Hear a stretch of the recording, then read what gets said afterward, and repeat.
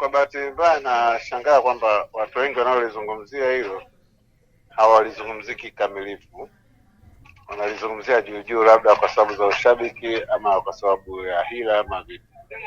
Lakini kilichopo ni kwamba anything ambayo inahusiana na ushiriki wa mchezaji kwenye ligi ya ndani haihusiani na FIFA. Unaona, haihusiani na FIFA kabisa, kwamba huyu mchezaji anatakiwa ashiriki ligi ya ndani. Yaani hakuna ulazima wowote wa kuuliza FIFA kwa nini huyu ashiriki ligi ya ndani, kwa sababu FIFA haitoi mamlaka ya uraia kwa mchezaji. FIFA haitoi mamlaka ya uraia kwa mchezaji, kwamba bwana, haina mamlaka ya uraia kwa kuidhinisha mchezaji kwamba huyu achezee klabu fulani. Mamlaka yake yako kwenye timu ya taifa tu.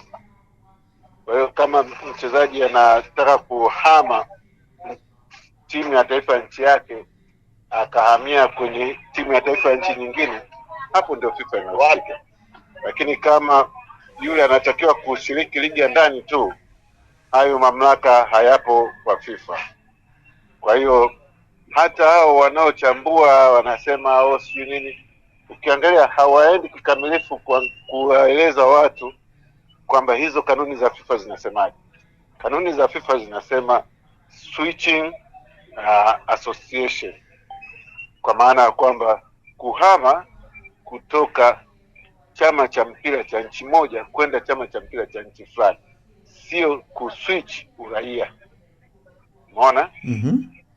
Ni kuswitch kutoka national association kwenda national association nyingine, kwa maana kutoka national team moja kwenda national team nyingine. Hapo ndio FIFA inazungumzia sasa kwamba huyu mchezaji inaweka na masharti pale kwamba kabla ya kufika miaka 21 awe ameamua kanawe hajachezea taifa jingine kwenye senior timu na nini na nini, lakini haiji kwenye club. Mwenye mamlaka ya kutoa uraia kwa nchi yoyote ni serikali ya ile nchi, na serikali ya ile nchi ikishampa uraia huyu mtu inampa haki, baadhi ya haki ambazo anatakiwa awe nazo. Moja hapo ni kufanya kazi, na football ni kazi. Sasa haiwezekani kampuni hapa ikataka kumwajiri mtu ikaenda kuuliza FIFA. Hakuna kitu kama hicho. Na sasa hoja yao nyingine anasema kule FIFA sio inaonekana ni nyingine. Hiyo ni update information tu. Huko amesha switch, ameshaomba uraia, amepewa, na TFF imemuidhinisha kama ni raia wa nchi hii. Kwa hiyo anaweza kasajiliwa kama raia wa nchi hii. Kwa hiyo huko nje ni kwa inform tu kwamba bwana huyu alishabadili uraia, ibadilisheni taarifa zenu huko. Simple. Kwa kiwalisia kwamba hapa Simba hakuangalia kanuni na matakwa kuhusiana na namna ya uendeshaji wa ligi kwa mchezaji. Najua kwamba Simba wanajua sana, lakini ni ile pressure, ni zile siasa za Simba na Yanga kutaka kuhalalisha masuala kwa labda failures ya mafanikio, kwamba bana hapa tulifeli kwa sababu hii, lakini sisi tulishafanya kazi hii na hii na hii, wale walipata ubingwa kwa sababu sio halali na nini, those kind of things. Lakini ni propaganda tuseme, lakini kusema kujua ukweli, hakuna anaye cite kanuni yoyote anayesema kanuni hii ndio ambayo inahusu klabu ndio Damaro ameikiuka. Hakuna kanuni kama hiyo, na ndio maana amecheza Singida United msimu mzima na akaja akacheza Yanga, akahamishiwa Yanga wakati tayari anatambulika kama ni mchezaji wa Tanzania. Na kwa mujibu wa maelezo ya mwanasheria wa klabu ya soka ya Simba, anaeleza kwamba mchezaji pia licha ya kupewa uraia wa Tanzania, lakini pasipoti ambayo anatumia ni sio ya Tanzania. Sasa hiyo sio tatizo la kimpira, hiyo ni tatizo la mamlaka za nchi, kwamba mlimpaje uraia mtu afu akaendelea kutumia passport ya taifa lake la zamani wakati sisi hatuna dual citizenship. Hiyo sio tatizo la kimpira. Lakini hapa kwa nchi hii kwamba Yanga ikitaka kusajili, nataka kusajili mchezaji ambaye ni raia wa Tanzania kwa mujibu wa kanuni za ligi, na kama ni mgeni atasajiliwa kama ni mgeni na atatafutiwa work permit kwa sababu ni mgeni, na atalipiwa ile ada ya dola 2,000. Tanzania yoyote alipiwa ada ya 2,000 na anasajiliwa kwa utambulisho wake kama Mtanzania.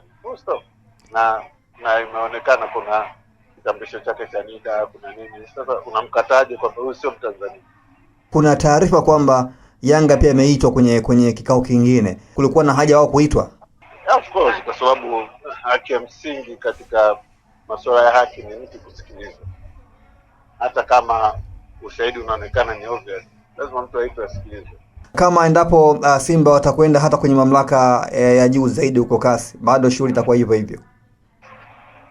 Hata kama watakwenda huko, mwenye mamlaka ya kumtambulisha mtu kama ni raia wa nchi yake ni serikali ya ile nchi, sio FIFA. Hatuwezi, mchezaji anataka kusajiliwa hapa Tanzania, tunaiuliza FIFA kwamba huyu eti asajiliwe ni Mtanzania. Unaiuliza mamlaka ya nchi kwamba bwana huyu mmempa uraia, sawa.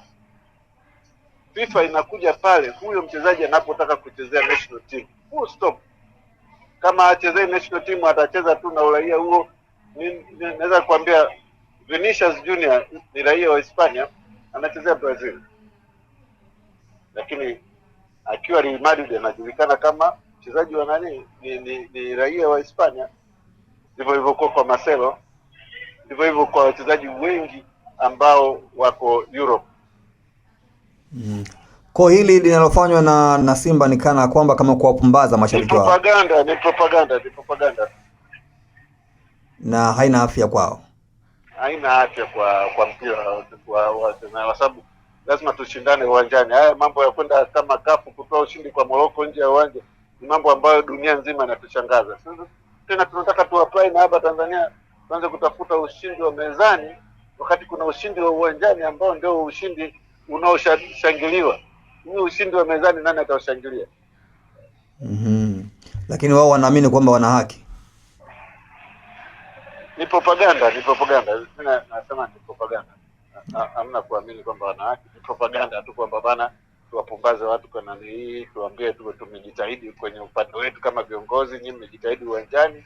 Those kind of things. Lakini sioni kama kuna afya kwa mpira. Lazima tuanze kujikita zaidi katika kujenga timu, kufanya nini kuhakikisha ushindi unapatikana uwanjani, ili wale watu wanaoenda uwanjani wafurahie pale kwamba timu yetu imeshinda leo kwa sababu ya mpira, sio kwa sababu ya kwenda kulalamika huko mezani alafu unapata ushindi wa mezani.